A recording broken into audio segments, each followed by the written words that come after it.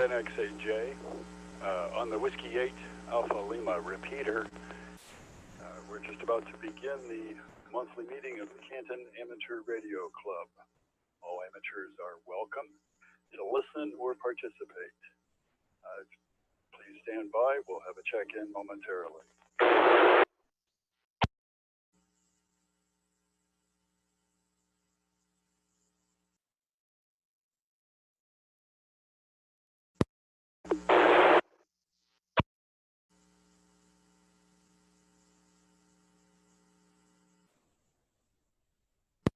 Here's NXAJ. We will now start the meeting of the Canton Amateur Radio Club. We'll begin with the Pledge of Allegiance. Alexa, say Pledge of Allegiance.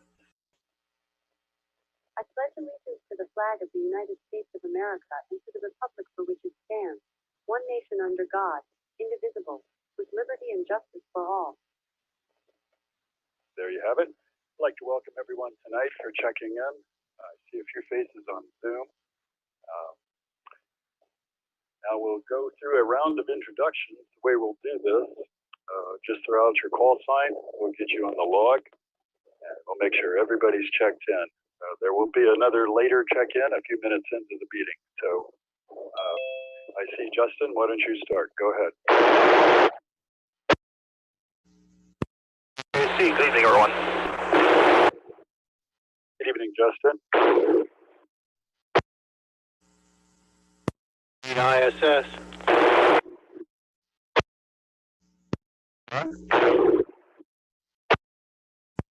W8AL, Gene.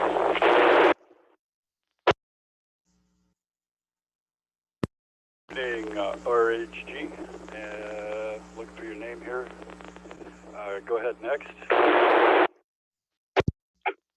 CARC. Tom, how you doing? Next.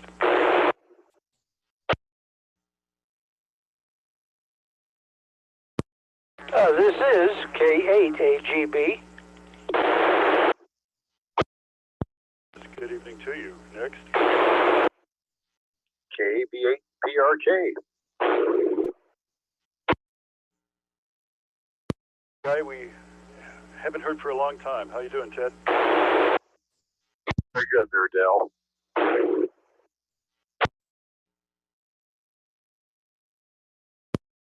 Any others?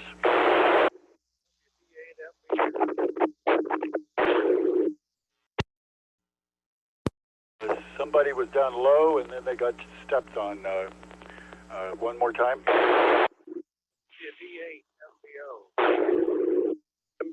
MBO, John. Good evening. W8VE, Roger. Echo, Roger. Hello. YB. Heard that call sign for a while. Hi, Jerry. Next. KG8RRY, this is Jerry in Massillon. Good evening to you once more, Mr. Sorensen. Next. 8ZWP Portable Dock in Canton, and I'm just going to be in and out tonight, Dale. Thank you. Have a good night. For stopping by, Doc. Next. Kilo 8, Papa India November. I think that's Dirk. Dirk in Massillon. Am I correct? Dirk in Jackson Township. Sorry about that. 10, 20 years from now, I'll get these all straight. Next. PW. PW. Close to the end there. Any others? Good evening, Bill.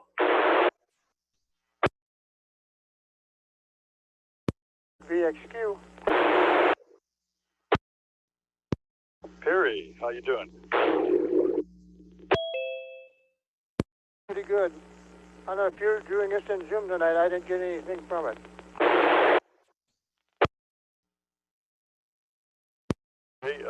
others, please? W8NDB. Harold. Put you in the log, Harold. Good evening. Next.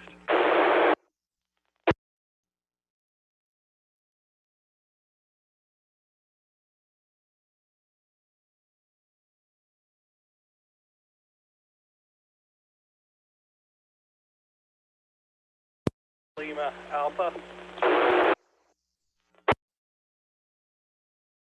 In Papa Lima Alpha. Don't recognize the call sign. Full call sign plus first name, please.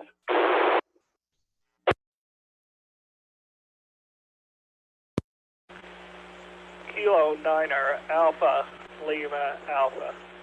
Alan.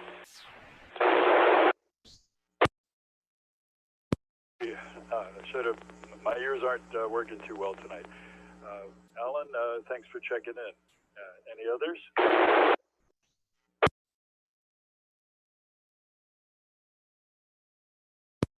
Whiskey Alpha 8, November Delta Charlie. Only be Alice. Good evening to you, Alice.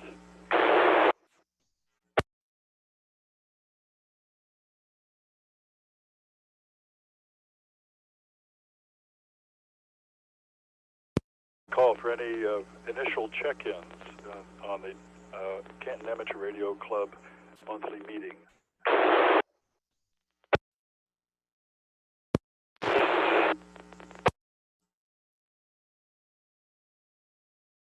KC8, and that was about it.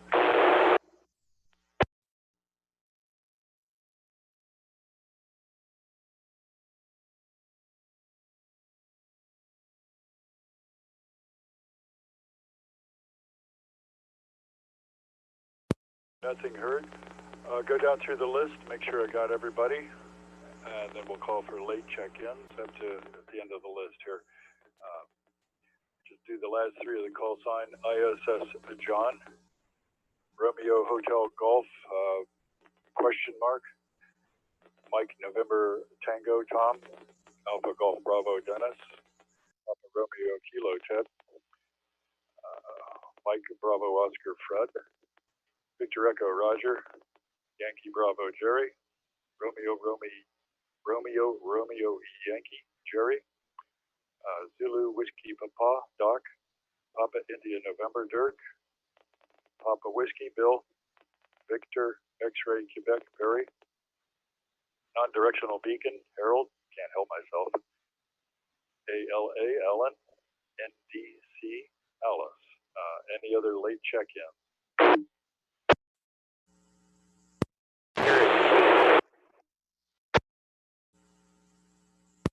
Good evening, and it went to noise. Try again.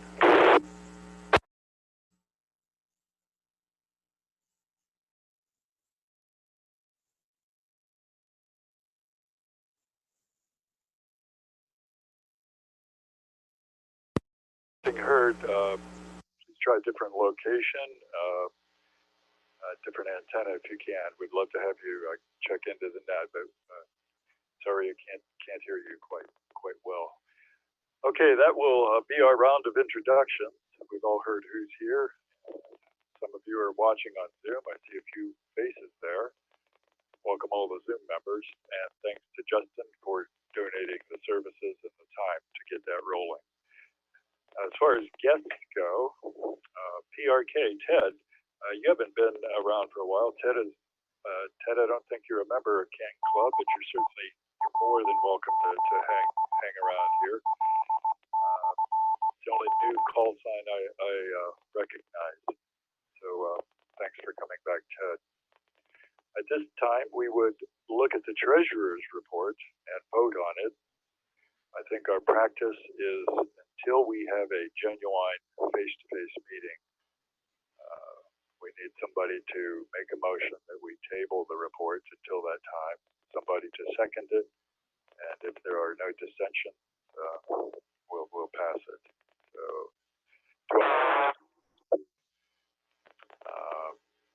postpone the reading of the treasurer's report until the next face-to-face meeting. K8AGB, so moved. Anybody second? K88MNT, moved. All right, thank you, Tom. Okay, the motion has been made to postpone the treasurer's report until the next face-to-face meeting. I can't say when that will be. I will take your silence as acceptance. If there are any dissensions or objections, go ahead.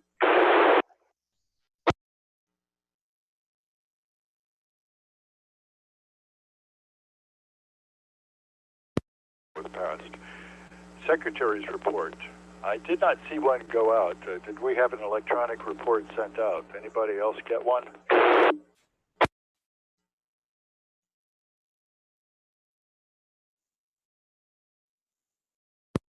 Nothing. Same principle here. Let's postpone the Secretary's report for the previous month until the next time we are meeting face-to-face. Do I have a motion to make that?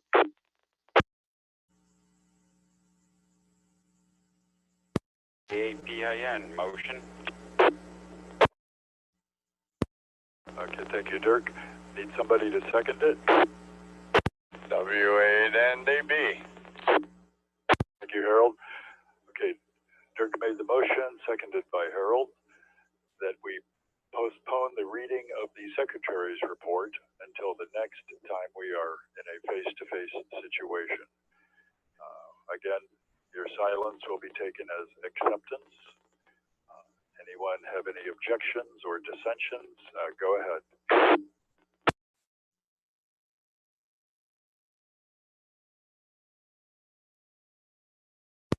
Motion was passed. Okay, this is NXAJ. You're tuned to the monthly meeting of the Canton Amateur Radio Club here on the W8AL repeater. We now move to correspondence. I do have something myself from Scott Donnelly.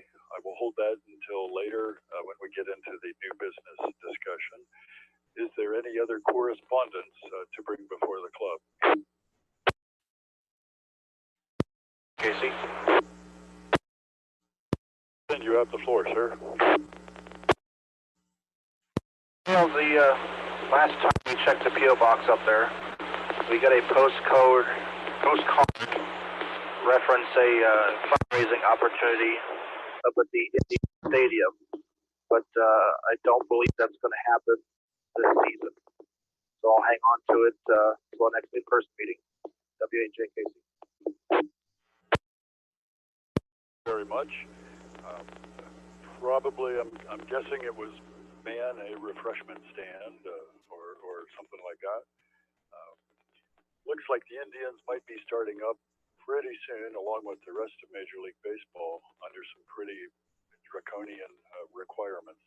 But let's wait until that day gets here. Any other correspondence to bring before the club?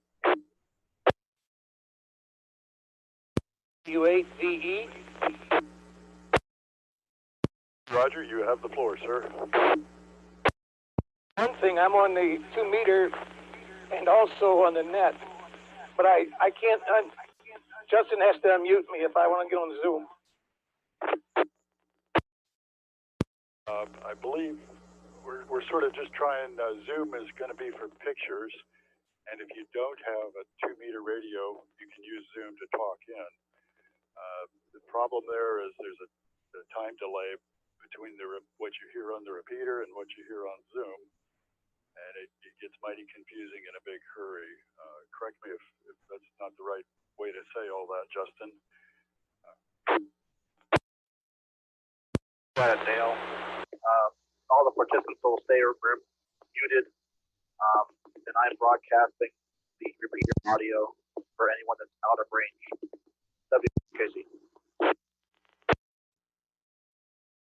Roger, did that answer it, or further comment? It sounds like a good idea.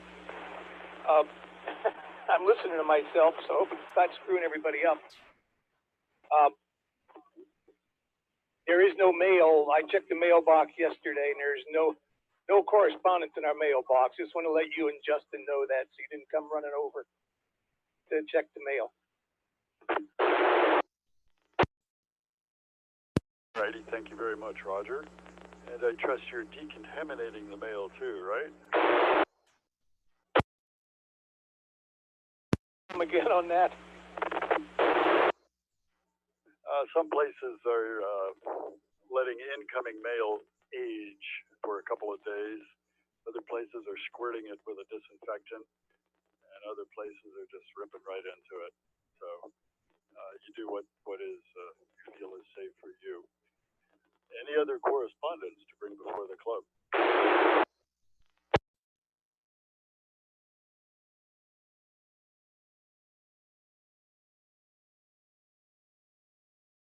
Hearing nothing, we'll go to old business. Any unresolved business that was tabled till this month or pushed forward or whatever. You know, I'll remind you that any discussion about field day is probably going to be in the new business section. So, is there any old business to bring before the club?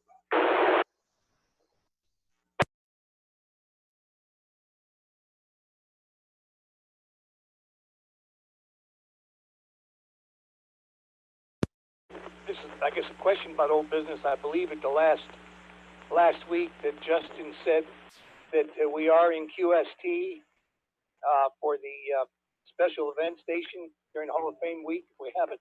Over.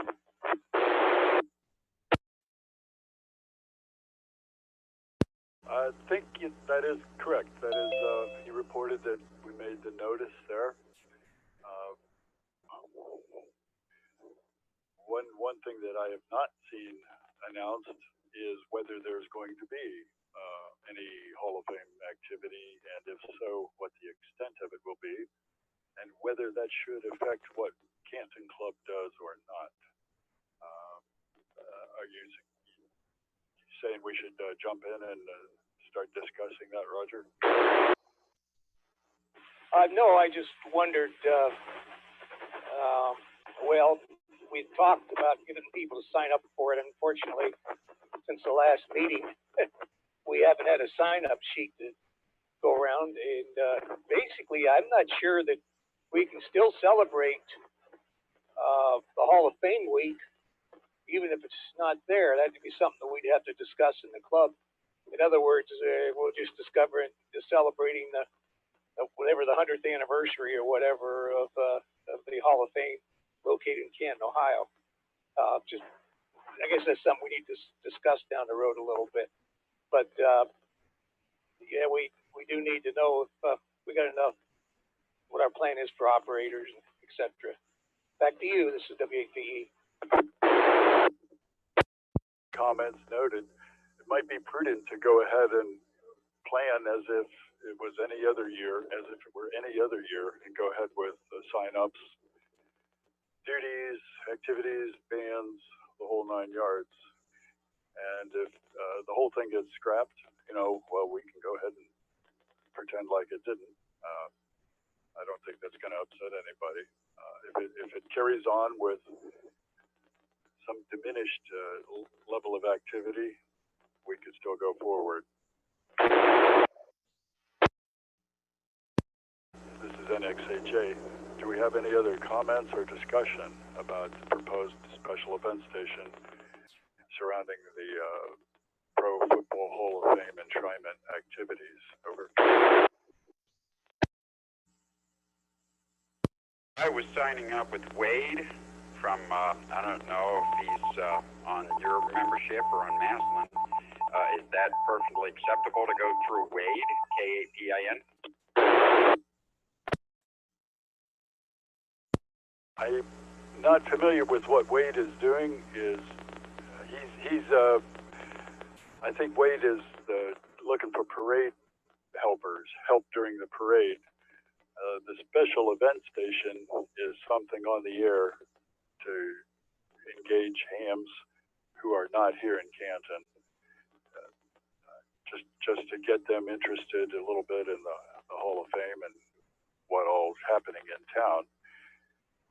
We usually give out a fancy QSL card, but it has nothing really to do with the parade. Everything we do is from our home stations generally.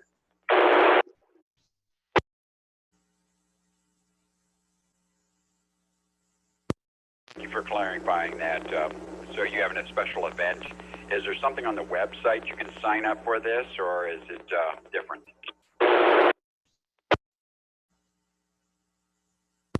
Not aware of anything on our website for sign-ups. I'm a little curious as Wade is moving forward, assuming that there is going to be a parade, the way it sounds.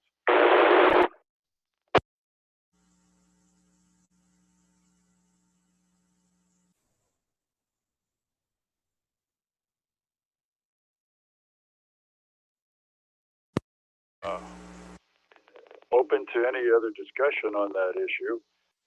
I see an item of new business that just popped up.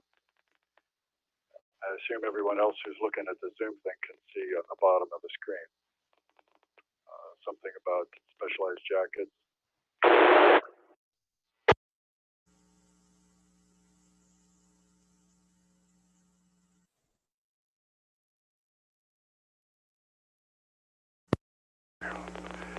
I don't know if that's Justin's software update or mine, but there's a progress bar sitting there.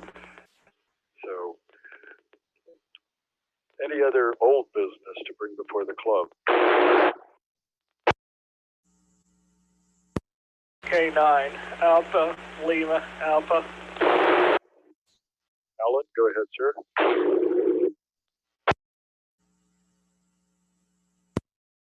I think it might be worthwhile to still consider the special station only because it's the 100-year anniversary, and it would be doable even if we're still isolating or doing whatever odd things they're requiring in August.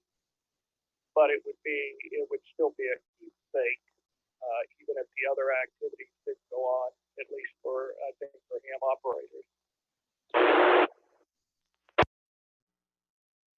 It's a good point, Alan. You're right. 100-year anniversary only comes once, and let's say worst case they scratch a lot of the events, then we'd certainly not want to say anything on the air that would encourage people to come into Canton and see something that's been canceled. So that's not. I guess that's not really our point. But you are correct. This is a once in a lifetime thing. It's not going to happen again. We may as well make the best of it. So that would be my position as well. I don't know. I think the prudent thing to do might be to get a little more clarification from the Hall of Fame, see what they are going to do, and then that would possibly dictate our involvement. KA8MNG. Go ahead, Tom.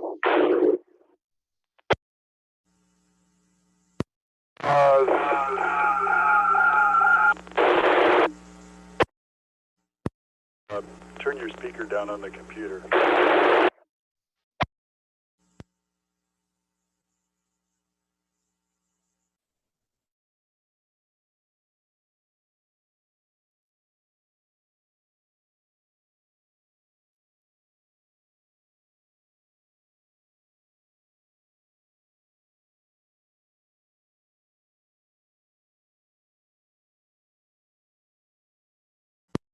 Tom, do you want us to come back to you, or you have the floor, sir? Okay, I finally got it shut down. The Hall of Fame festivities in August has got nothing to do with the 100-year celebration of the pro football, as far as that goes. There is a separate celebration being put on in September. I believe the 16th, 17th, and 18th, or somewhere in that area, being done by the NFL, and I understand it's supposed to be bigger than the Super Bowl, from but as far as the Hall of Fame goes, it's totally different than the 100th year of the NFL, which is actually being celebrated in September when it was actually signed back in 1920. Well, September, yeah, pushing it out another month might mean that the restrictions are more relaxed, and if they're really trying to make it a gigantous event, I don't know. I'm anxious to see it. Tom, do you have any idea where they want to do it? Is it going to be here in Canton, or is it going to be different parts of the country?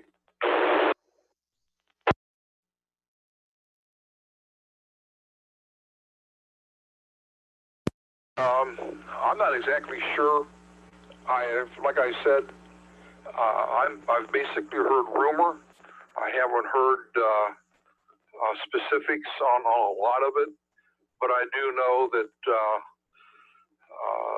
it's not really going to be held in Canton itself, from what I understand, and why I don't know. But that's just something that I had read at one point. I see.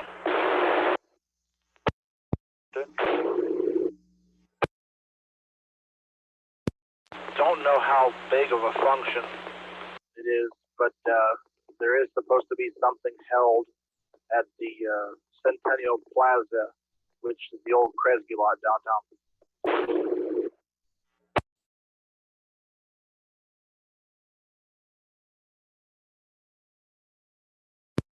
Very good. I noticed they're still working on that thing, fast and furious.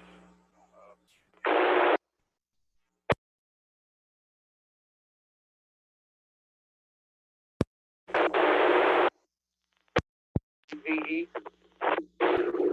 Roger? Yeah, it's just that if we have something in QST, that, the first week of August, that Saturday, I think we ought to go through with it. I'm not sure we need permission from the NFL Pro Football Hall of Fame. We're independent from them. We're just celebrating that, well, I guess that's something we have to talk about, but I'd rather, so we're just going to not follow through on the on our advertisement in the magazine. Over.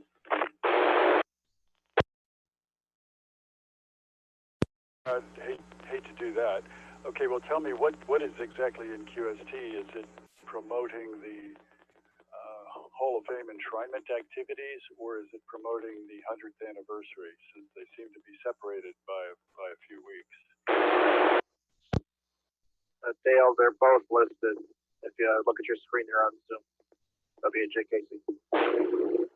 Perfect. You're 2 steps ahead of me. Thank you, Justin.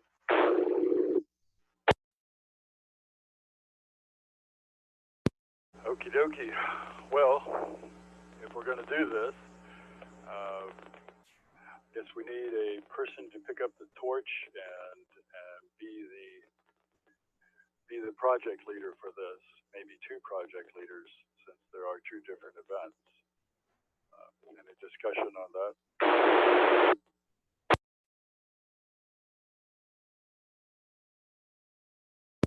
AG8RRY. Jerry? I have talked with Don, and I have specifically asked him his motivation, but I know that he has gotten people lined up for the parade. I talked with him about that. I think the attitude is it's always easier to dismantle coverage than it is to put coverage together. And I think the thought there on Wade's part, and I don't want to put words in his head, but I was left with the impression that the idea is this: we get the people lined up, and if it goes, we've got the people, and if it doesn't go, it's a lot easier to make some telephone calls than to scramble around and find people. Over.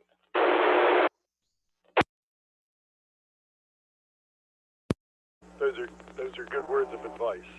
I would certainly agree if that's indeed what Don had in mind. So the first event, we're talking about late July, early August. There it is.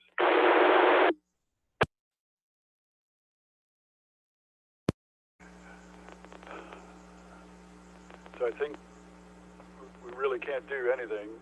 Someone has to be in charge of it.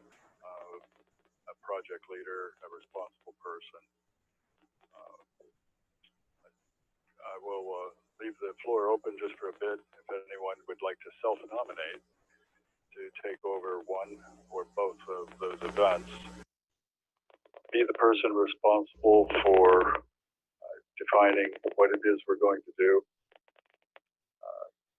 The person responsible for staffing, getting a staff to help, and present those plans to the club.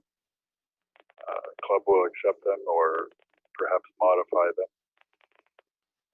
Hopefully the thing will go as scheduled and it'll be a wonderful experience. So it's a nice opportunity, especially the 100th anniversary one, to get your name associated with something like that isn't going to happen again. So we'll leave the floor open for just a few minutes, a few seconds, if anyone would like to self-nominate as project lead for one or both of those activities. Go ahead. Need NDC for comment. Go ahead, Alice. I thought at a couple of meetings back, Bill Hanna had this idea for the August. Am I correct? Bill is on tonight. I should let him say, but he generously acts as a host a lot of the time. You're still there. Would you please clarify? Thanks, AJ. This is N8PW, and I had offered the use of my station here, and I would cook for anybody who wanted to be an operator. And so far, I've been asking for operators, and John, W8AL, has volunteered. So right now, we have 2 operators scheduled for the August event, and that is what I know. In the past, Don Perry, Silent Key, had handled this, and in the past years, we were down to 4 or 5 operators working from their home stations, and we, in the last couple of years, have had not many people wanted to participate in it. So I'm making the station available Friday, Saturday, Sunday, whatever, but we need operators. I can operate, but I can't cook and operate at the same time. So that's what I offer. This is N8PW.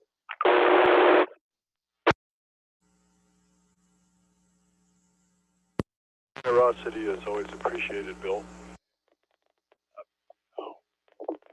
You were the de facto project leader in past years. You did a schedule. You went out and solicited operators. You sort of defined what bands we were on, what we did, what we said. Correct me if I'm wrong. Are you willing to take that role again for the first event? Over. I can do that if we have operators. And you're absolutely correct. They have to be scheduled. We do not want W8AL call sign on the same band at 2 different frequencies. It's common to have W8AL on several bands, but not on the same band at the same time. So everyone would use the call sign, W8AL, and they would have a partition log, preferably computer logging, and each would have a designator, such as log A, log B, log C. That's the way we've handled this in the past, and we've had a schedule. I've done schedules in the past. Again, it's difficult to find operators. I can't understand why. N8PW. I can't answer that, Bill. sounds as if pulling out the plan from previous years might be the best thing for that particular event. We did not discuss QSL manager. Don Perry, the late Don Perry, I believe he used to do that. And maybe, if my memory serves, Justin may have picked that up for a year or two. Any comments, Bill, about the QSL? Well, any comments, anybody in the club about the QSL receipts?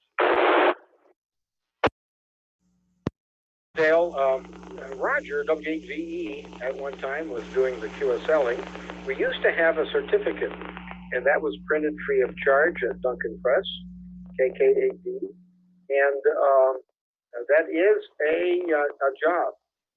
We would normally run anywhere from 700 to 1,200 contacts in the weekend, and that is a lot of paperwork. So somebody needs to be responsible for QSLing, and somebody needs to decide what kind of QSL card we're going to develop. It might be nice to have one for the 100th anniversary, NAPW. Agree, Bill. A special card for this event that only happens once might be advisable.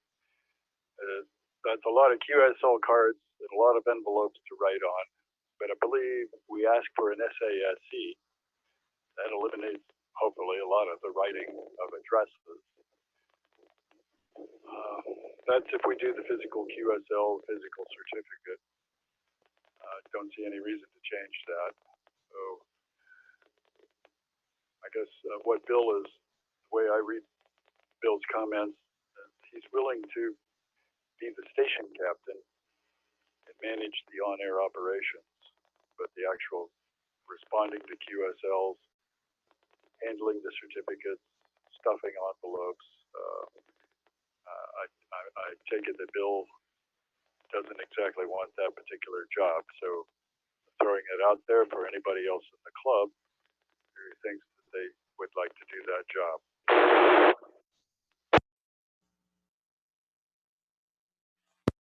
JKC, we're going to pick that up again this year.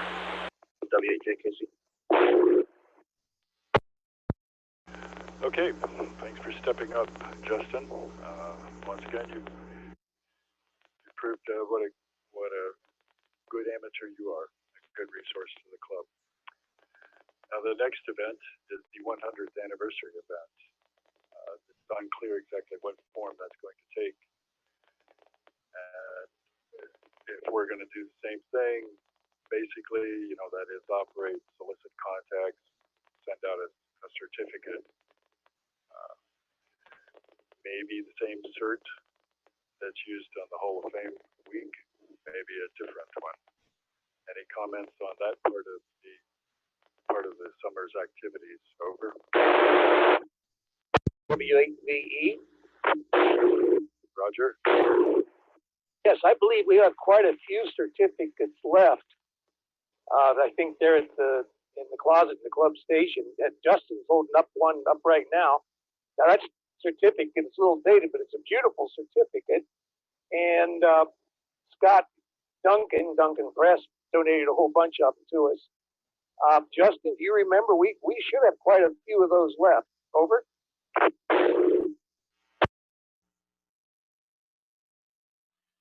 I have to check the club check. I've got maybe 7 here with me.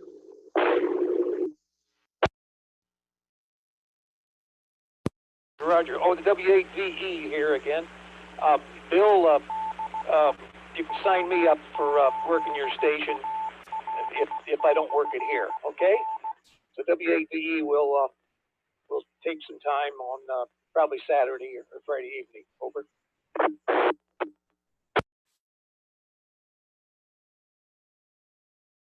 Hey, Bill, this is Jerry, KGRYY. KG8RRY. I'll take some time on the station. I can't think of anything more important than to be an ambassador for the club during Hall of Fame.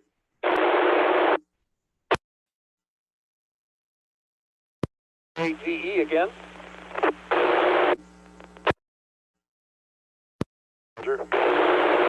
Since Bill and I are veterans of the wars, I'd be more than happy if there's people that are afraid that have never done this before. We've usually a lot of times write something up, and you really have to do is read it off the list. And so, you know, if anybody needs a control operator or somebody just to get them started,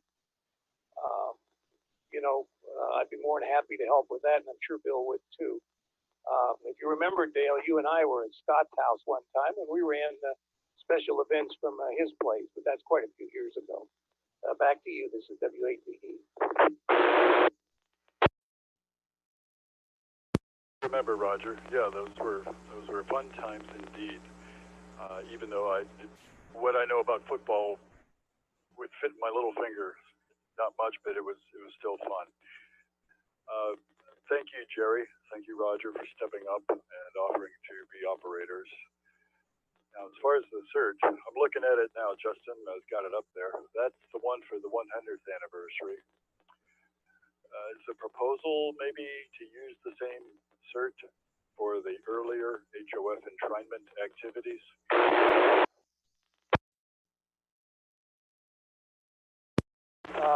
Just a question. I wonder how much this search is going to cost us. Just bear in mind that we'd have plenty of, I think we have enough search to do the regular activities.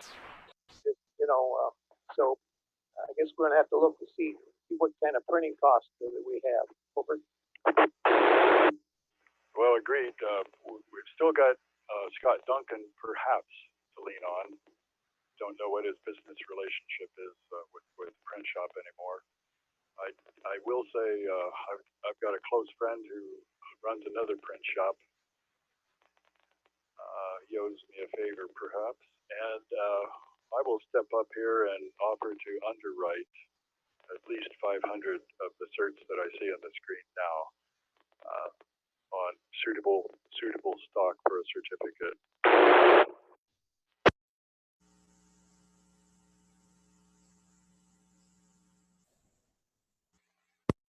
JKC, we asked for $2 included with an SASE.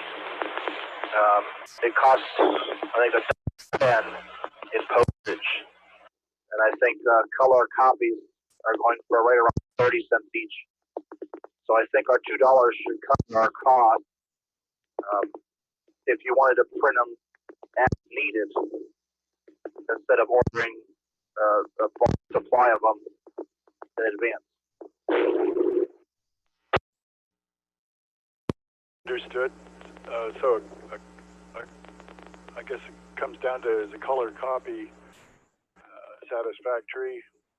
Should we go ahead with something that's professionally, you know, run through a print shop? I'm offering to do 500 run through a print shop if we don't want to mess with the copies. And I would just my gut feel, go ahead and ask for the $2 plus an SASE. Or no, we did. Explain that again. Did they send the SASE plus the $2, Justin?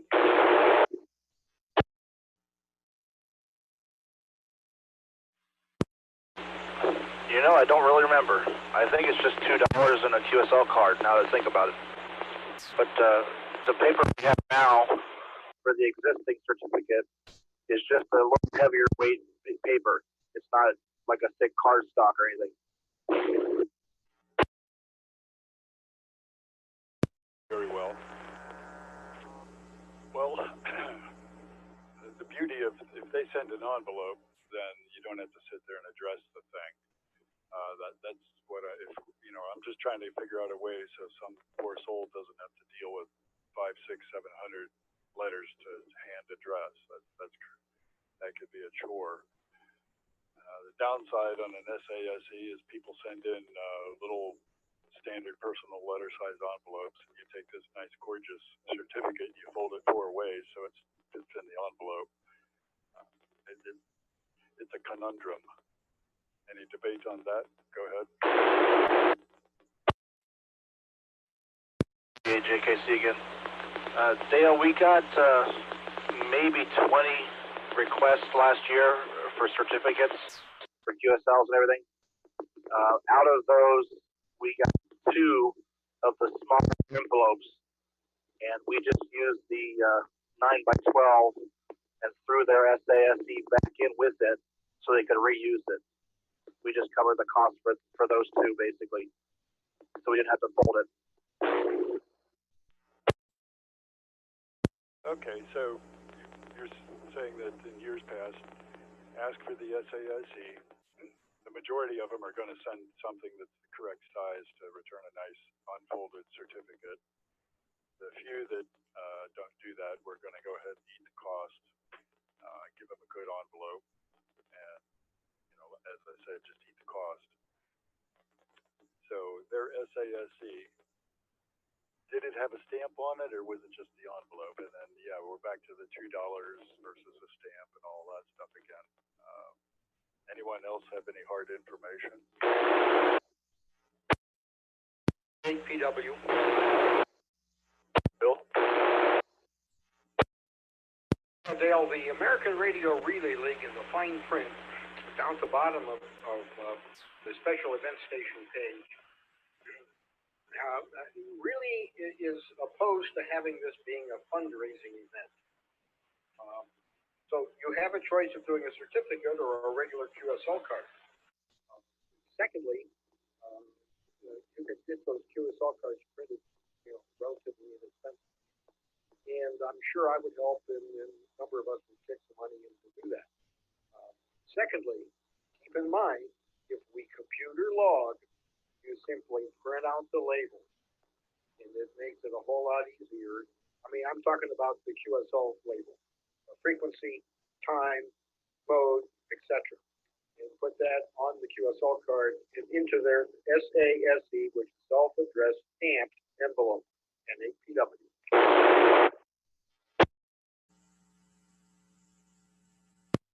Okay, so if we end up being the one that writes the address, we just take the log and just locate the contact, verify that they did make the contact, hit the print button, out comes a little sticker, and it goes on an envelope. I think that's what you're saying.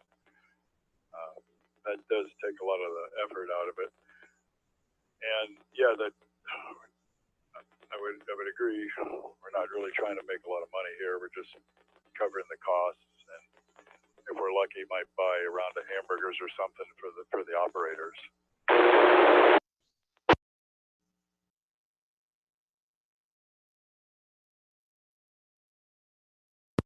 CAPIN. Dirk?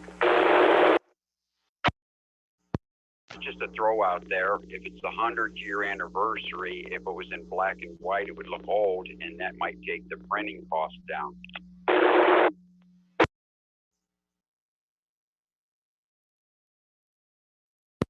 Ability, you know, we'll see what the printing cost amounts to. Yeah, sure. We going back to the copy versus print thing. Special deal. Not going to happen again. If it was some annual thing, maybe copying might be okay. My personal feeling was just a nice printed certificate. That's why I offered to underwrite that.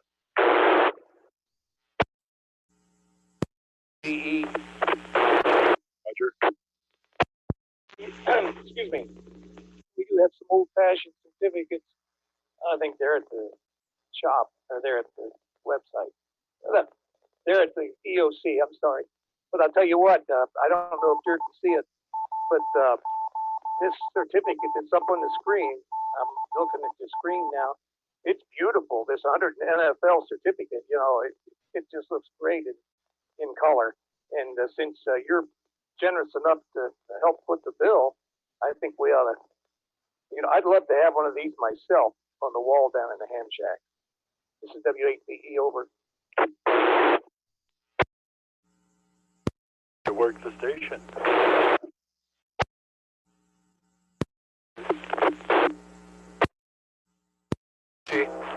Got this one nailed. well, this is the 100th anniversary thing. We still haven't answered the question if we're going to use the same cert for the regular HOF enshrinement stuff, or if we're just going to fall back to the cert that we've used prior, and maybe, you know, what form that would be. Would that be printed? Would it be copied? Same thing, SASC, you know, how much money, all that stuff. Any discussion on that?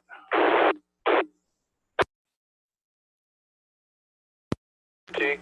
Go ahead, Tom.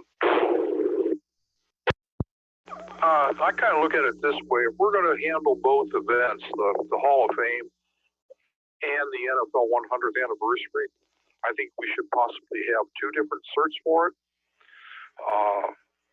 And as far as printing costs go, we can possibly cut back and make it look a little bit more vintage type thing for the 100th anniversary by using a sepia type color. It's kind of a brownish color on it to make it look a little bit older and that type of thing.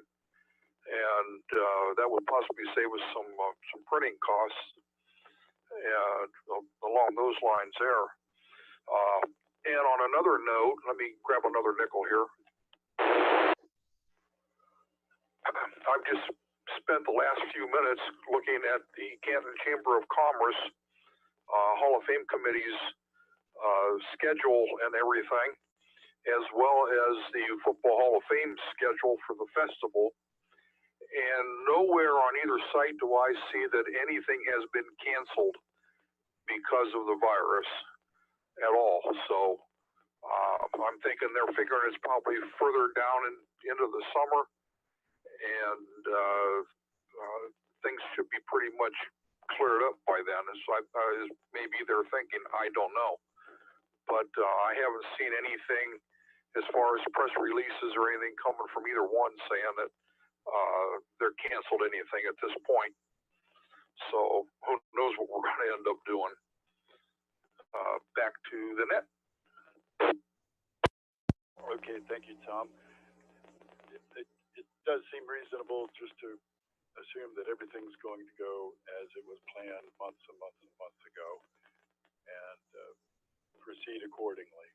And if we have to stand down on some part of it, or we want to shift gears, that's fine. But assume that it's going to go as designed. And I hear your comments about different colors printing on the certificates, having different certificates. I think to answer some of those questions, if I could get a machine-readable copy of that nice 100-year one, I can show that to my printer buddy and ask if there's a big difference if we get this thing in one color or full color, pick some different papers, make a decision, or get some choices in front of us. Then we could decide how much we want to devote to it. Justin, do you have the design for the traditional Hall of Fame enshrinement certificate? Do not have the existing certificate we use, just the ones I remade last year. Just pull up the log for 2017. We got 19 QSL cards. We sent certificates out to them. Out of those 19, 4 or 5 sent the $2. That sounds like a light participation on the part of other hams asking for the cert. Bill, maybe you remember how many hours were we on the air with that to get our 19 requests for a certificate? Oh, I have no idea. I don't think I participated last year. The years I participated, I myself had 700 or 800 contacts, and maybe the total would be 1,400. But you might want to ask Dale, or excuse me, ask Roger, W8AL, in the past, if he remembers, how many QSL requests we got.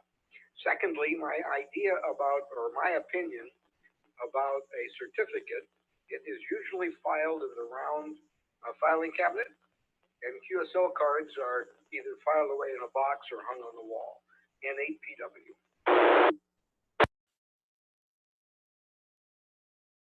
Okay.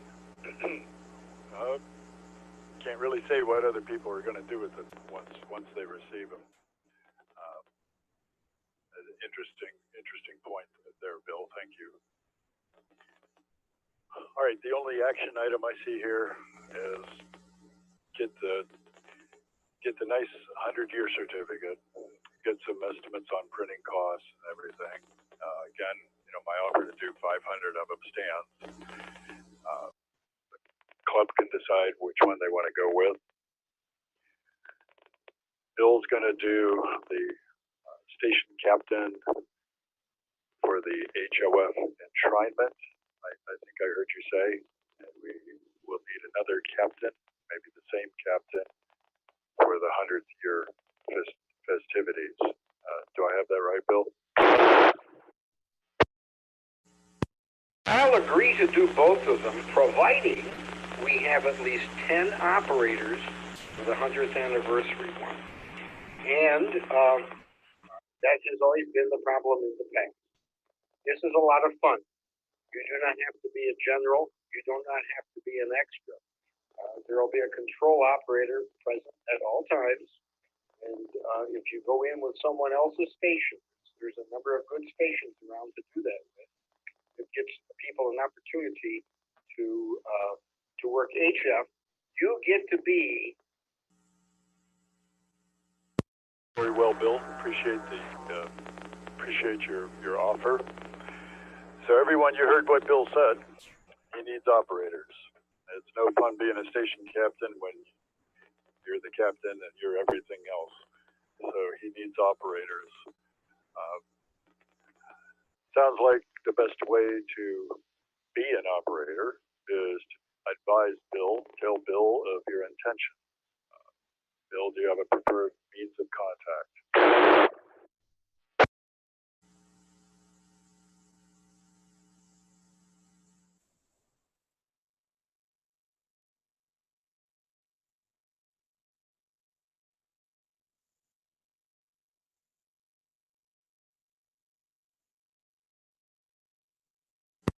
Bill, how would operators sign up, Bill? If someone wants to do it, we had 2 jump on tonight and raise their hand.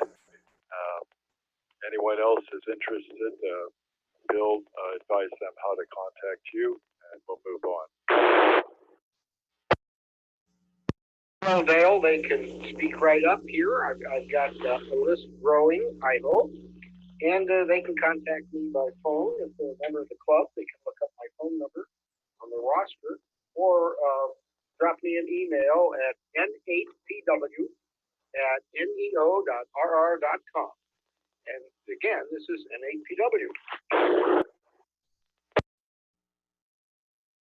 The NXAJ here. Thank you, Bill. All right, if no more discussion on old business, we'll move on to new business. Does anyone have any new business to bring before the club? Okay, 8HEB here. Dennis, go ahead. I'd like to offer a PS, a postscript to the subjects that the Hall of Fame football, the whole business. On Sunday evenings, I'm involved with another group of radio hams, and in this group is a fellow from Pittsburgh, NU3Q, Bob. And about every week after the net is over, he asks me, "Do you have an update on the operation schedule for your football activities in Canton, Ohio?" And I tell him, "Bob, just be patient, stand by."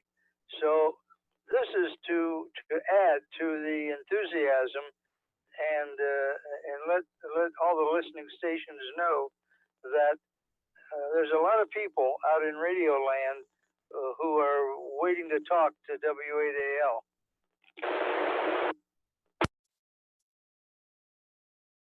Very well, and the publicity that has already appeared, I'm guessing that's going to continue to appear right up till the month of the event.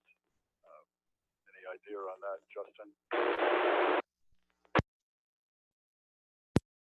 I did not see it in this month's QST next month, but we will publicize it via social media, the website, email, etc. W8JKC. Okay, very good, thank you. And Dennis, thank you for your comments.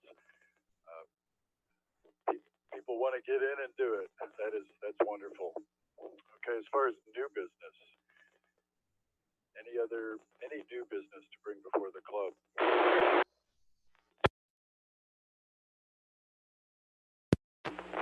Are you going to talk about field day, Dale? Yep, that's one of the items. Going to let any other item jump in there first, because I know the field day one could drag on a bit.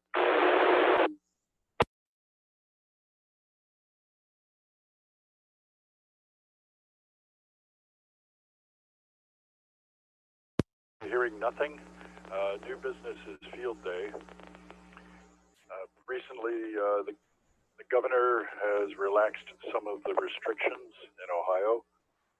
We're slowly opening back up. I was thinking sort of that, we could do field day under the restrictions that were in place right now. The distancing, the no congregation stuff. The only thing that would lose would be the outreach to the public.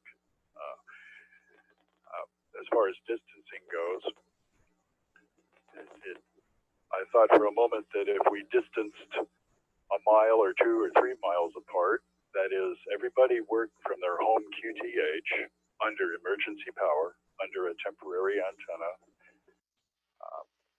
and we could still compete as a club in a class 2A or even 3A or 4, whatever. The only thing that would have to happen is the geographical restriction about a certain radius, keep all your operations within a certain zone and everything. That would have to be modified. And I reached out to our section manager, explained all that, and said, what's the chance of a variance to allow a club to participate with people in their own homes, but adhering to every rule except that they're more distant than what would be required to fit in that circle. The response was, headquarters has taken a look at the rules and has decided that no changes were needed for Field Day 2020. So they are sticking to that position. So if we're going to do Field Day under the club arrangement where we're competing as a class, we're going to have to congregate within the geographical constraints. Simons are amendable to us being back at the farm. All we really have to do is figure out how to run it and stay within the rules and guidelines put out by the state of Ohio. Pause.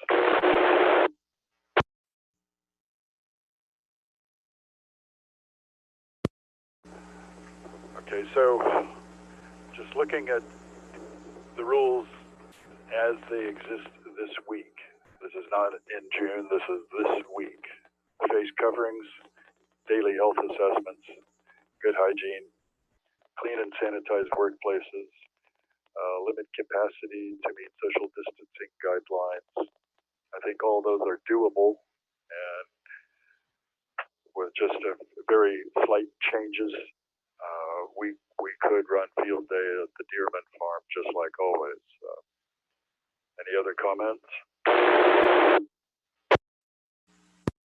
Casey.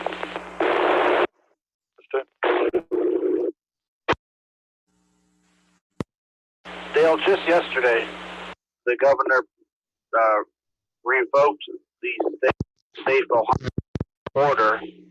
It's now a guideline that strongly recommended that you stay home. The only stipulation is gatherings more than 10 people. And for probably 18 out of the 24 hours, we qualify under that. The only concern I would have would be the communal dining at the pavilion. Maybe this year only we need to have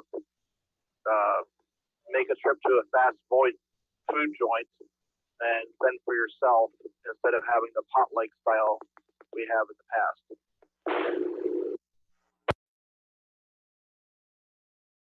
I agree with your earlier comment there, Justin. Yes, on those overnighters, there weren't 10 people in that whole place. You know, if we discourage visitation from the public, you know, I could see us keeping the whole thing down to 10 or less, no problem. We've only got 2 stations on the air. If you have an operator and a logger, okay, we're up to 4 people. You know, Denny, I hate to say this, but the greeting position, you know, might be awkward. If we're not encouraging visitors, not sure about that. I think we will need is a safety officer, probably 2 of them.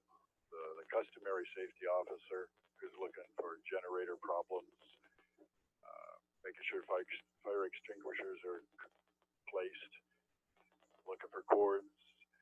Well, besides all that, which we've done every year, we might need a new biological safety officer whose job it is to make sure people are following the distancing rules, make sure that the things that are touched are disinfected, and make sure everyone has what they need. You know, maybe that person could even do health assessments of operators.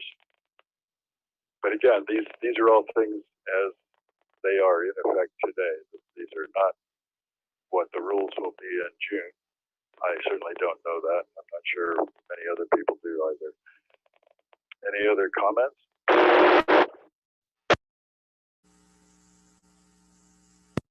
W8VE. Sure. Yeah, I think it's doable. You know, like I know John and I, Kate ISS and I, you know, we could be 6 feet apart in the station if that's even required. I will wear a mask anytime I'm around other people. I'm doing it right now. But and I think the same way with Justin's station. Yeah, and as far as food, it's really that Justin's correct. The communal is probably the biggest thing that we'd have to overcome.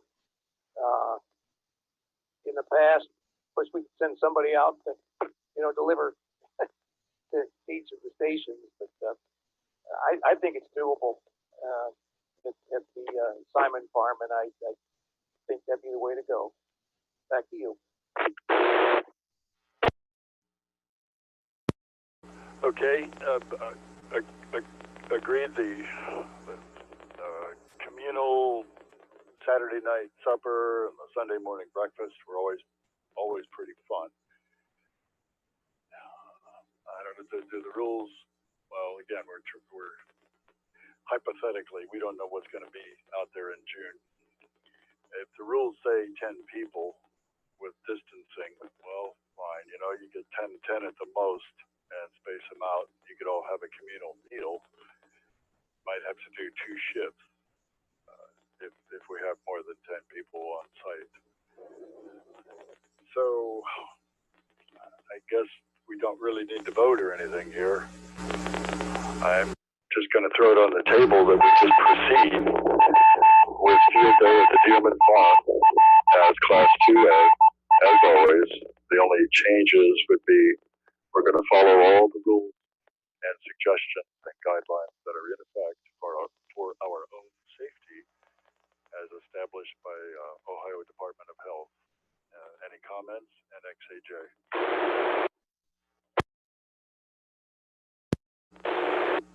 KISS. I think the German farm is very doable. Even the communal meal we don't have to sit down all at once and eat. You know, you could eat in shifts and, you know, you'd still have the same meal that we normally have. I don't see a problem with that. It sounds good to me. Go ahead. Thank you, John, for the comment. Did raise a question with the Simons before. What about Daryl? You know, she likes to come around and check up on things, and I was reassured that she would maintain a distance for her own safety. Another question I'm going to throw out, I'm thinking of you, John, and the equipment that you usually bring in. Are you okay with other people touching it and handling it for hours and hours and hours?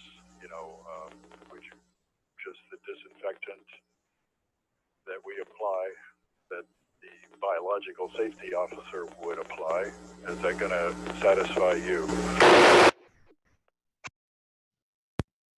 You know, as long as it doesn't harm the finish on the equipment at all, plastics and so forth, I don't see a problem with that. I really don't. But there could be, depending on the type of disinfectant. I'm not sure what reaction would have on it. As far as people touching it, it doesn't bother me a bit. But in the past, it hasn't. We've only had a few operators anyway, and I don't think we're in big danger there or anything like that. Go ahead. Okay. Well, here's a suggestion. What we're going to be adopting at work here as people start to return to the workplace. Going to issue people who share computers in studios are going to have their own keyboard and their own mouse, so that when they start their shift, they plug in their gear. So they're touching it, nobody else is. It's like using your own pen or pencil, you know, basically. It's your pen. Put it in your pocket. When you're done, it's yours. So thinking at the field day thing, computer keyboards for logging, it sounds like just plug them in and out. You know, if you wanted to, you could have everyone have their own keyboard, their own mouse, maybe even go so far as to have their own mic, or we could come up with some extra mics so that you wouldn't have to bring yours to the event. Over. Well, yeah, that's a thought. As long as the mics, the connectors, everything will work with that. As far as the keyboards go, that's probably the simplest thing to disinfect. You know, do the less harm to. Just spray a rag and wipe it over it, and leave it go at that. But the rig would be the only thing I would be concerned about. I'm not too sure, you know, what it would do to the plastics and so forth and finish. But I'm sure to make a disinfectant that would fit that category. Go ahead. I'm sure we could find something, but certainly test it on sacrificial thing. You know, some rubber knobs and whatever, just to see what happens. Certainly don't want to damage anyone's equipment. Any other comments on the way field day looks like it's going to shape up? Yeah, the comment. Here. Okay, we had a double. I think Roger and PIN. PIN, go ahead. Of your safety officers making sure people's hands are sanitized and that they're sitting there and they're touching the equipment. If they got up and went and did something else on the way back, just make sure they sanitize their hands. You know, I don't see that you're going to be transferring anything to any of the radios as long as you're vigilant about sanitizing your hands when you're sitting at the desk working the radio or the mic or anything of that nature. Sounds agreeable to me. I'll try and get a clarification on that, but you know, to a non-medical person like myself, it certainly sounds reasonable. If your hands are clean when you approach it, and you don't, you know, you know, put your hands where they don't belong, you don't eat food or whatever, everything will be fine. Okay, Roger, I think you doubled. Go ahead. No, it wasn't me, although I do have a comment. I think somebody else doubled with him. Back to you first. Let's see if the other person doubled. Dale, that was me, K8AGB. Go ahead, Dennis. Sorry. Dale, I don't have right in front of me right now, but the sign-in sheets that Perry and I have been using to keep track of who comes and goes, and I probably never at any one time, other than the Simon family, probably we do not have more than 10 people at any one time. And if you looked at last year's sign-in sheet, you could see the dates that people signed in. So that 10 people, 10 people is really not a problem. Over. That was my feeling too. I didn't. We would have to be ready for the situation where we're at 10 on the site and number 11 and 12 show up. Maybe they're just hams out cruising around. It would be not too neighborly to turn them away. Any idea what would be the correct way to handle that situation? Over. MNT of the split sites, especially Justin's trailer and then the 80-20 tent that's separated. You could have 6 or 8 people at each station, and at no time do you have 10 people congregated where they could even touch each other. Agreed, Dennis. Okay, Tom, you had something? Yes, pretty much what Dennis was just saying, that we are spread out pretty far as each station goes. And as long as we don't have a congregation more than 10 people at each station, I believe we're still well within the governor's guidelines at this point. I believe we can pull off the field day pretty much what we have done in the past without a lot of problems, with the exception of sanitation and that type of thing, to make sure that, you know, things are pretty well clean. Over. Agreed, Tom. So we could, you know, each of the 2 stations could be a site. The dining area could be a site, and you know, the brick necessary house. Although people don't congregate there, just occurred to me that the biological safety person is probably going to have to make sure that remains taken care of at all times too.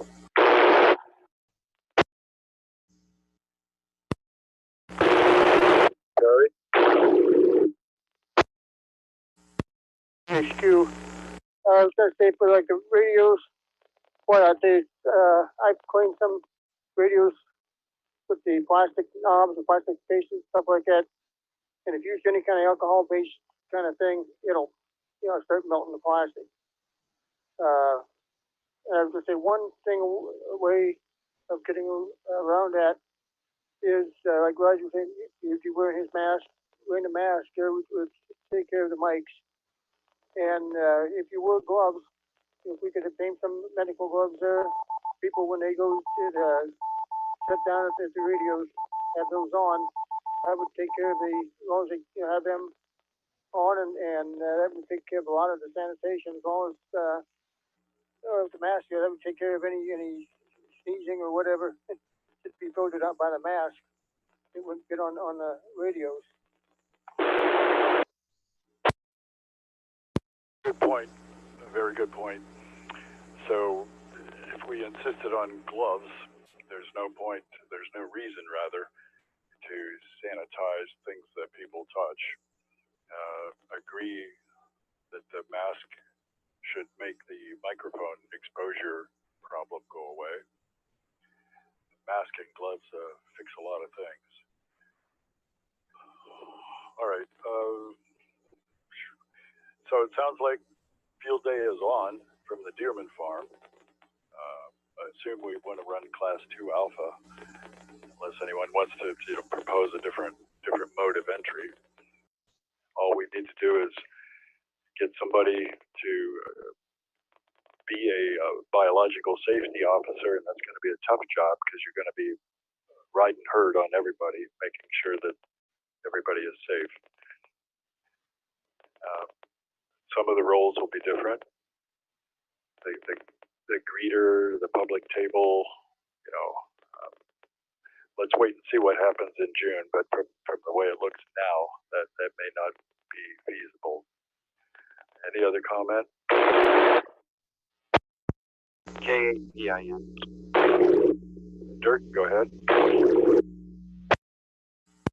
I agree with the masks. You don't want to get the spit, the saliva, coughing and stuff on the equipment, but the gloves will carry a virus on it, and everything you touch on the equipment is going to have it on there. When you take it home, if it's not sanitized 1,000%, you're going to have it on that equipment.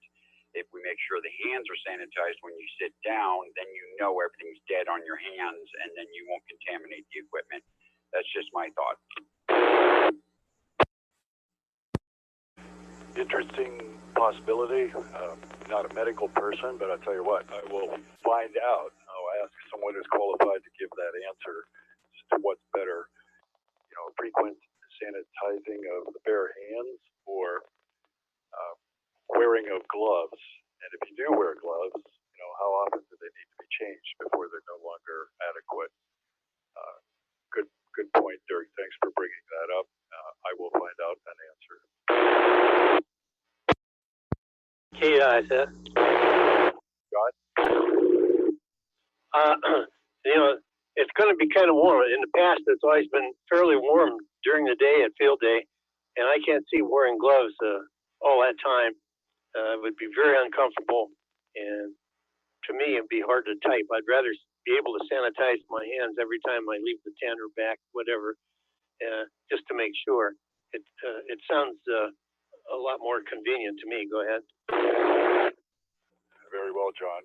Good point. It is late June. It do get a little warm, and sometimes it do get a little cold too. It just depends. I could see maybe we'll give people the choice, operators a choice.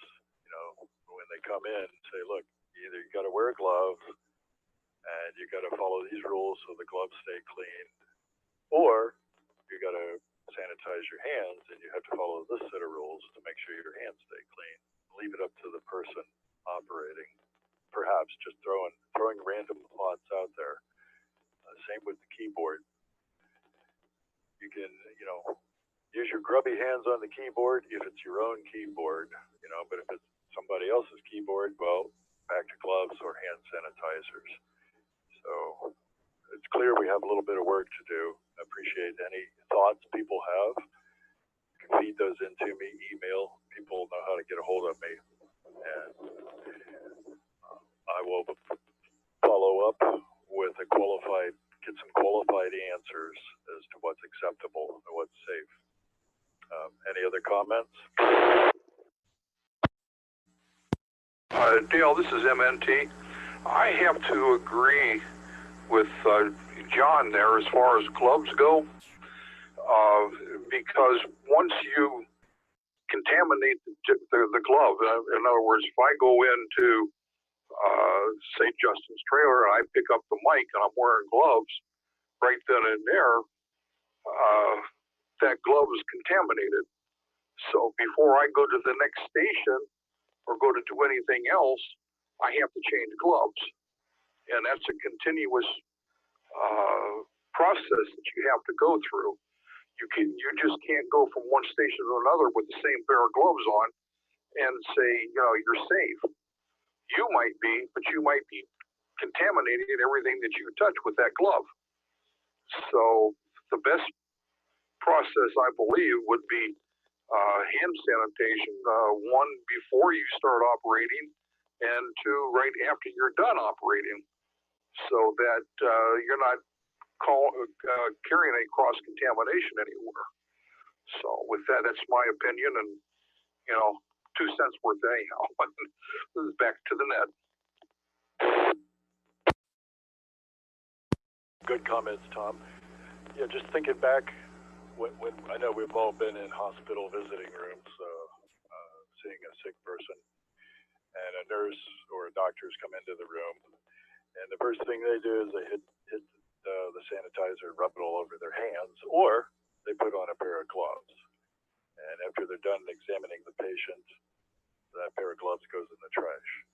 So there is a protocol there, and right now I'm certainly not qualified to say what's right and what's not, but I will get qualified answers to these questions, and we'll have a chance to look at what's necessary and decide if each person wants to participate or stand down this year. Any other comments on Field Day 2020? One more thing, Dale. Go ahead, John. What's the difference if you go to the store, Home Depot, BJ's, Sam's Club, nobody's sanitizing all that stuff. I mean, the products, people pick it up and look at it and everything, and nothing said about that. So what's the big deal if we'll try our best hand sanitizer and uses it regularly? I don't see a problem there. You can't contaminate something with your hands if your hands are sterile. Go ahead. I've wondered that same thing, John. You go in the grocery store and there's a young man there, or a young lady wiping down the cart before you touch it. But then you go up and down the aisles, you're touching, picking up everything, especially the fruit. You got to squeeze that orange or whatever to see if it's any good or not. Well, so does the next person and the next person after that. So you're right about the only thing that makes any sense in that context is after you've touched something, assume that you need a good hand washing. All right, any other comments before we move on? W8AL, 2 comments. Go ahead, Roger. I know we're expressing concern about wiping down the equipment, but what kind of sanitizers do they use at hospitals? Hospitals have plastic knobs and all kinds of equipment, and I would think that there's products out there that you can safely wipe down John's or the ICOM 7300 that wouldn't damage it at all.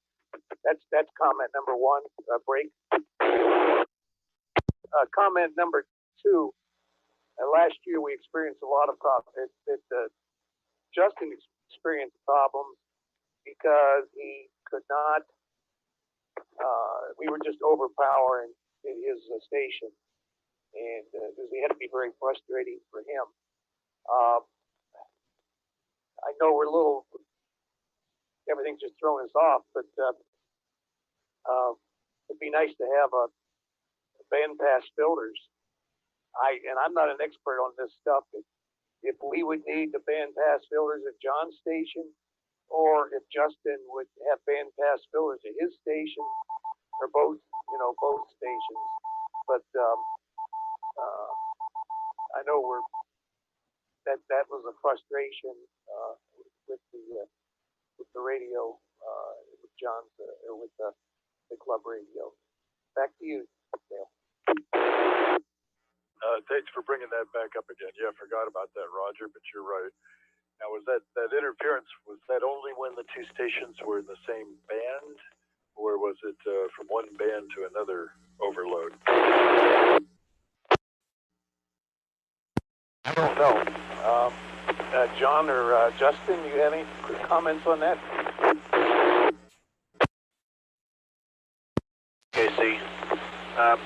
When the other station was on 40 in CW, the only thing I could do on 20 was FT8.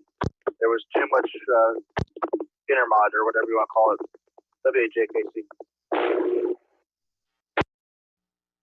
Very well. So, band-to-band interference. So, I know, Bill, you got a nice set of those filters, and probably some other hams do as well. Maybe that's something the club needs to get their hands on before field day. Purchase. The club needs to own something like that before field day. Bill, you have any comment? John, I don't know if you have filters, if you do a lot of contesting. Anyone with comments about the filtering, band to band, cross band filtering, that is. Go ahead. APW. Bill? Dale, this is N8PW. The first thing you want to be sure of is you try to minimize the crossband interference by antenna choice and location. The second thing you do, of course, is apply a bandpass filter. Bandpass filters will filter out all harmonically related bands except the one that you are on. When you have two stations on the same band, you have to rely upon distance and antenna selection to do that. That is why in the past we set up the 40-meter dipole, the null end of the dipole, pointing to where we had the go-to station set up, and we used a vertical antenna at the go-to station to minimize that interstation interference. As far as bandpass filters, I have two sets. I've got two sets of I have a set of Dune Stars and I have a set of ICEs. But the club we were using those at field day in the past 10 years or so, and only one of the ICEs work anymore, which is why I'm not at field day. This is N8PW. All right. I assume a company like DX Engineering probably sells these kind of things. And maybe people even homebrew them. Knowing what they do, Bill, and I'm sure you know what's inside of them, would you say it's reasonable to homebrew something like that, or is it just less hassle, better performance to just buy one off the shelf? A set of bandpass filters for the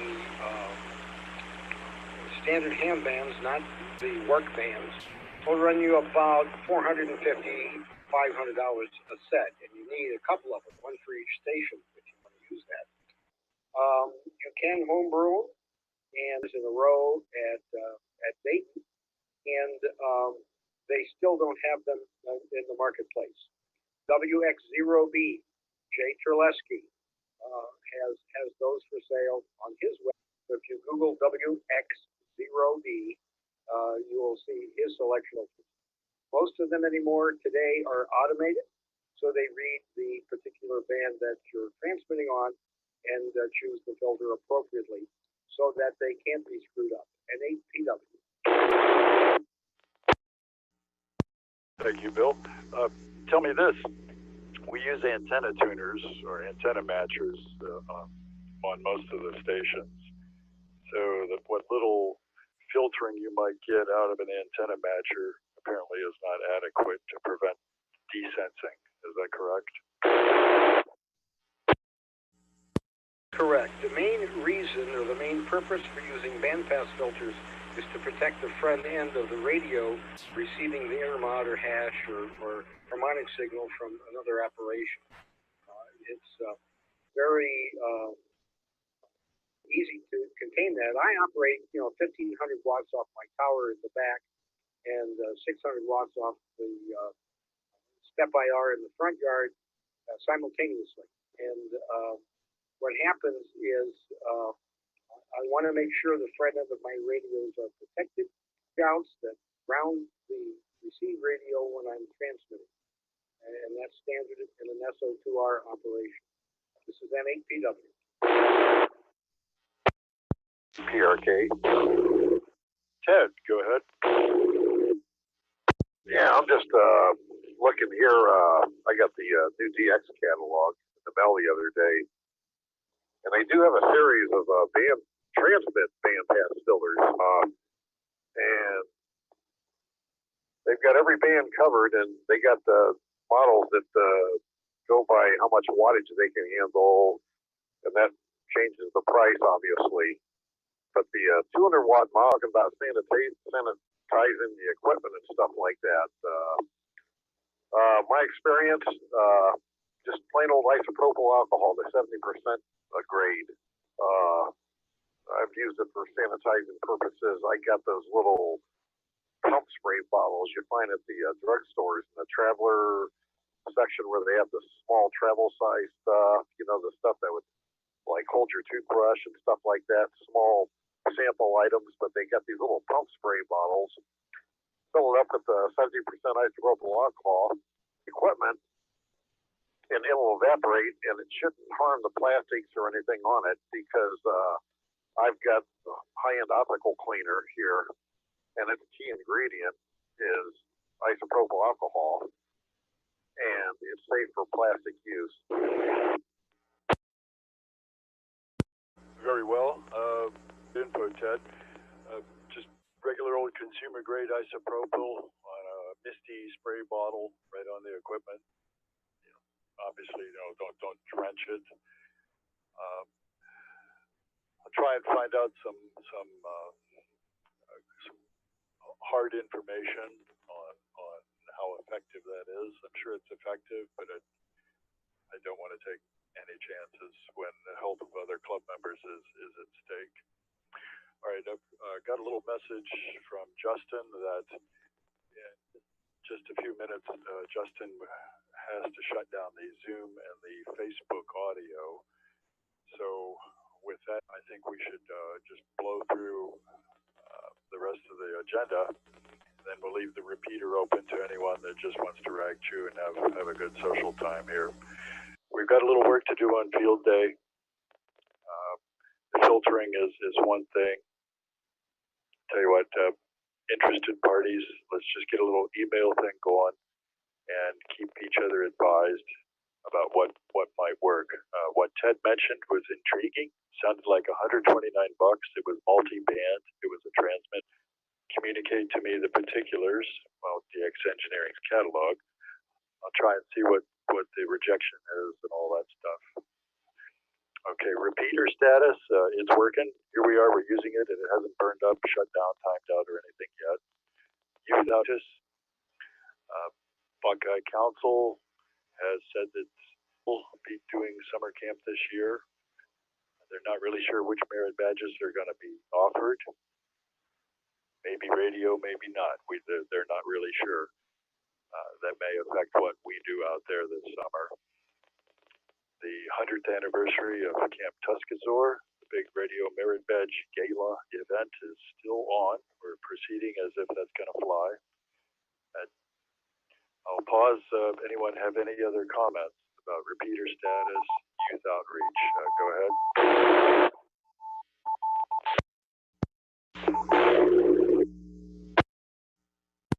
W. Just another note about those bandpass filters. These are single bandpass filters that appear on page 55 of the latest DX Engineering catalog. So consequently, if you were getting interference from 3 or 4 from another station on 3 or 4 bands, you would need a bandpass filter at each station for each band you wish to filter yourself from. So that could add up at $129 a piece. That could add up past the $400 to $500 for a multi-band. Just to give you the information site. N8PW. Good night, all. All right, Bill. Good night. Thanks for participating. Really appreciate your input.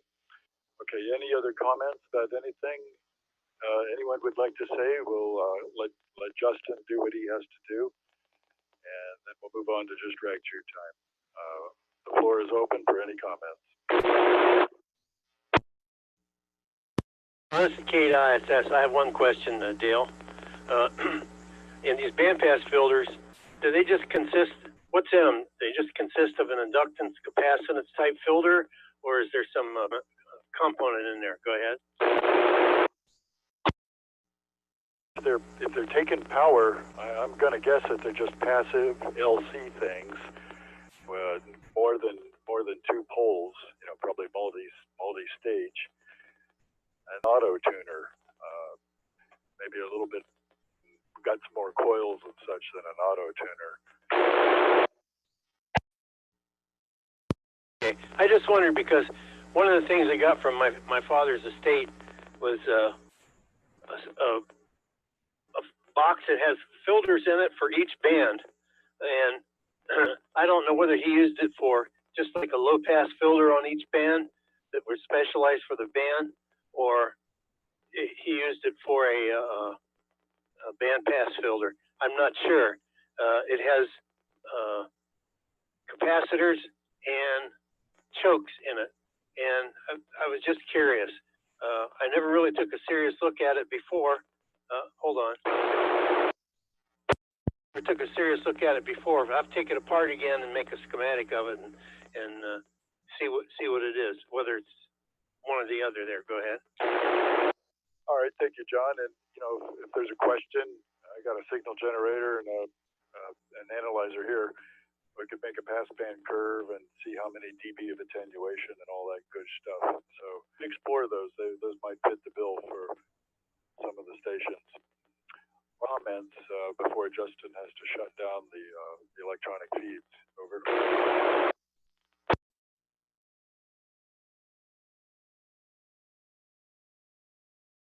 Okay, do I have a motion to adjourn this month's meeting of the Canton Amateur Radio Club? PIN motion. Thank you, Dirk. Anybody second? MNT second. Thank you, Tom. All right, unless there's other comments, tonight's meeting of the Canton Amateur Radio Club is adjourned, and we will now return the repeater to normal rag chew use. Thank you all for attending, and thank you, Justin, for all that you do, getting Facebook a help. It added to the ambiance tonight. Thanks again, Justin. NXHA will be monitoring.